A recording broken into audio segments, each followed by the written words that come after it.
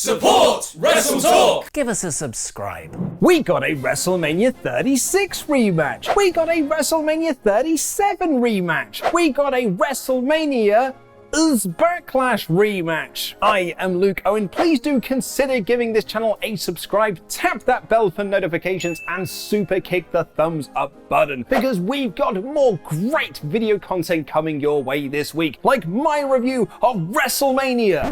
I mean my review of WrestleMania Backlash. I mean my review of Hell in a Cell 2021. In about 10 minutes. Although there is such little to talk about this show that I don't know how I'm gonna fill the time. The kickoff show was the usual hour of people not really saying anything, and Natalya beat Mandy Rose in a quick match that I'm sure will either set up a rematch on Raw tonight, or perhaps even a tag title shot. But at least we now know why WWE released Braun Strowman a few weeks ago, because with all that money saved, they can buy all the pyro to open this show. What, is it because they're leaving the Thunderdome, you're not allowed to take it with you? After an opening video that seemingly was a reference to The Warriors, you know, that brand new movie that came out in Check's Notes 1979. Warriors, come out and play! The first match saw a WrestleMania Backlash rematch as Bianca Belair retained her SmackDown Women's Championship against Bayley in a really good Hell in a Cell match. They told a fun story that played out through the entire bout, with Bayley tying Belair's hair to the ropes and then to a chair, before Belair tied her own hair to Bayley to whip her like a government mule. There was even a nice callback to last year's Hell in a Cell, you know, where Bayley couldn't tape together two kendo sticks. So like SmackDown in 2009, this time her kendo stick came pre-taped. The finish saw Belair wickedly give the KOD onto a ladder for the win, which should set her up for a Sasha Banks rematch at SummerSlam. Alexa Bliss cut a spooky promo, and then we got a WrestleMania rematch of Seth Rollins versus Cesaro. When this match was announced over the weekend, I did let out a bit of a groan. Nothing against Rollins and Cesaro, but I saw this match at WrestleMania. I also saw this match on SmackDown. Both were great, but I'm ready to not see this match that I've seen a bunch of times already. But like the fickle fan that I am, as soon as the bell rang, I really didn't mind because they had a really good match. I don't think it was quite as good as their previous matches, even though Cesaro did hit a Rainmaker. God, it's WWE confirmed. But the finish saw Seth Rollins win, so this feud must continue. We then got an advert for Peacock that featured Ghostbusters, so this is the best WWE pay-per-view I've ever seen. And really, I only mention that because I wanted to show off this copy of Ghostbusters on the ZX Spectrum that I picked up on eBay last week. About £1.99 actually, a really good bargain for my collection. It's in really good condition too. And I'll be honest, I feel like I'm stalling for time because I really don't want to talk about the next match. Right, so the Alexa Bliss stuff on Raw has been divisive to say the least. There have been those that are willing to get behind it and will happily look past some of the more silly and nonsense stuff like Lily in the Mirror because they're really into the storyline, and that's totally fine. I do it all the time. But there are those who think that this is the worst stuff on Raw, a show that is filled with terrible stuff. And because I fall into the latter category of the two, I was probably predispositioned to not enjoy Alexa Bliss versus Shayna Baszler. But what really boils my piss is that just 2 weeks after being attacked by a puppet in a mirror with magical powers, Shayna Baszler just did a regular entrance like nothing strange is going on. If Baszler isn't selling the fear of Bliss, then why should I buy into the spooky, scary things she does on Raw? From a technical point of view, this is one of the better Bliss matches in a long ass time because it focused on actual wrestling rather than dropping lights from the sky or changing costume mid-match or whatever other silly stuff that she's done. This more aggressive Bliss was a lot more enjoyable to watch, as was Baszler, who felt like the Shayna of old before she fell into this awful Nia Jax tag team hole. But then Baszler failed a wisdom saving throw and therefore broke a hold that she had on Bliss because Alexa used mind powers, and then she used those mind powers on Nia Jax on the outside to make her slap Reginald. Bliss then escaped the Kirifuda clutch, hit the Twisted Bliss and got the win.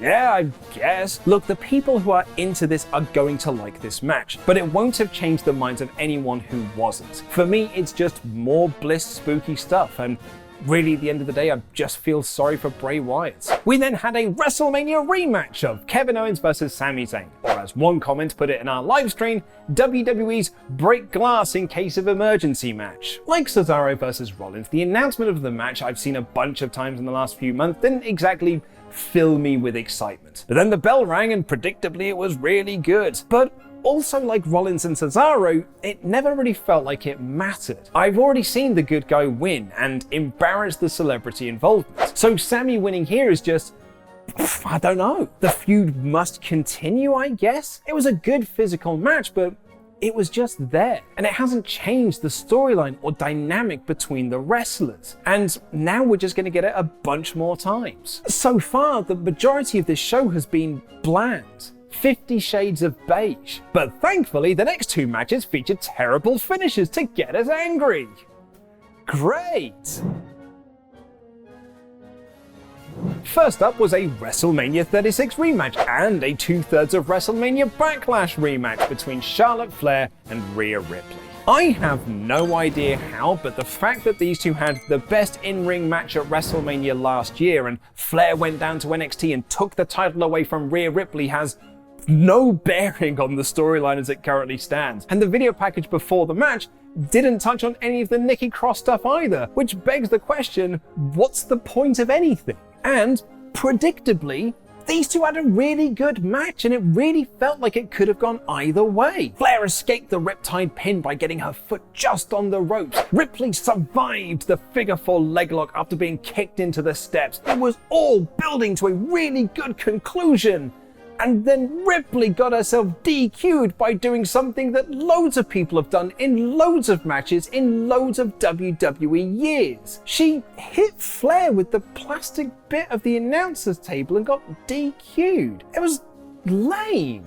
Like, really lame. It even made Larson swear. Like, a lot. It was a terrible finish designed to protect both of them, but doesn't really get anyone over. And that's not helped by Ripley then laying Flair out after the match with the Riptide. No one got anything from this match. And because they'll just do it again on Raw or at Money in the Bank or even at SummerSlam, it just means that all of this was a waste of time. And the main event was a WrestleMania rematch, a Raw rematch, a 2/3 of WrestleMania Backlash rematch, Bobby Lashley versus Drew McIntyre. These two killed each other inside this cell, both battered, bloodied, and bruised. It was well on its way to being easily the match of the night. And then MVP caused a distraction and Bobby Lashley rolled up Drew and hooked the tights to get the win. Bobby Lashley, the man that WWE have been protecting so much and calling the Almighty,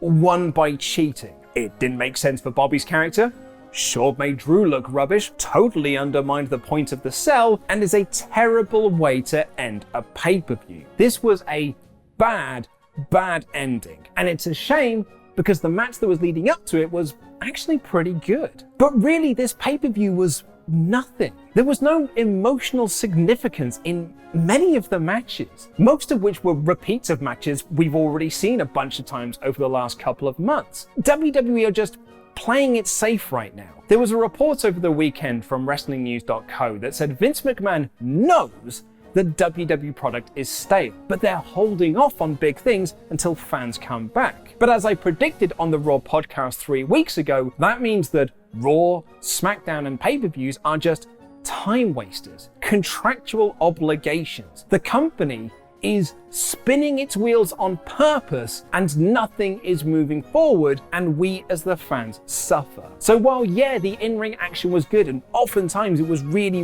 great, ultimately Hell in a Cell 2021 meant bugger all. It was a pointless show. So I don't know, 2 out of 5, 3 out of 5, 4 out of 5, it doesn't really matter. Number 7, eye for an eye match. It's a ping pong ball. I don't know what I wanted from a finish for this match. Wasn't this, though. So much like TNA doing mad things to compete with the big dub, during 2020, WWE did a whole bunch of mad things to compete with the crushing reality that no fans wrestling is bollocks. Cue this turd, the highest, stupidest concept in years, to